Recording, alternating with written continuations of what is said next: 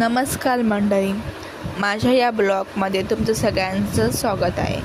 तर आज मी तुमच्यासोबत शेअर करते माझ्या लाईफमधला सगळ्यात स्पेशल आणि कधीच न विसरणारा दिवस 31 डिसेंबर 2025. त्या दिवशी माझी लास्ट 9 मंथची सोनोग्राफी होती आणि मला काहीच आढळ नव्हतं की हा दिवस माझ्या लाईफमधला एवढा अनमोल क्षण असणार आहे आणि माझ्या लाईफला एवढा चेंज करून टाकणार आहे. म्हणून मी काही क्लिप्स आहे ना त्या दिवशी काढले होते. सो ते तुम्ही आता मी त्याची व्हिडिओ बनवते, तर तुम्ही बघा. सकाळी मी फ्रेश झाले, नारळ पाणी पियाली आणि मस्त मॉर्निंग एन्जॉय करून पोहे खाल्ले. सगळं नॉर्मल होतं. त्यानंतर मी मस्त तयार झाले, कारण की हाच दिवस असतो की प्रेग्नन्सी बायकांना की कुठं चेकअपला जातो तेव्हा आपण मस्त की तयार करतो. तर मस्त तयार वगैरे झाले आणि तयार होऊन बाहेर आले. तर एक कोइन्सिडन्स झाला की मी आणि माझा नवरा सेम कलरचे क्लोथ्स घातले होते.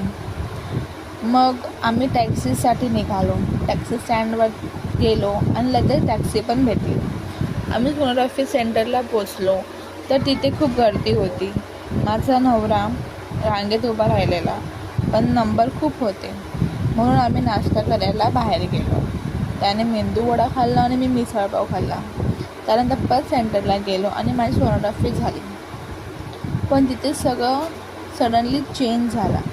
डॉक्टरने सांगितले की माझ्या स्टमकमधला पाणी कमी झालं आहे, मला इमिजिएटली ॲडमिट व्हावं लागेल. हे ऐकून मी खूप रडले, कारण मी मेंटली तयारच नव्हती त्यासाठी. मग आम्ही लगेच टॅक्सी घेऊन हॉस्पिटलला गेलो. 31 डिसेंबर होता म्हणून डॉक्टर नुकतेच निघून गेले होते, पण देवाच्या कृपेने ते आमच्यासाठी परत आले. रिपोर्ट बघून त्याने सांगितले की आता लगेच डिलिव्हरी करावी लागेल.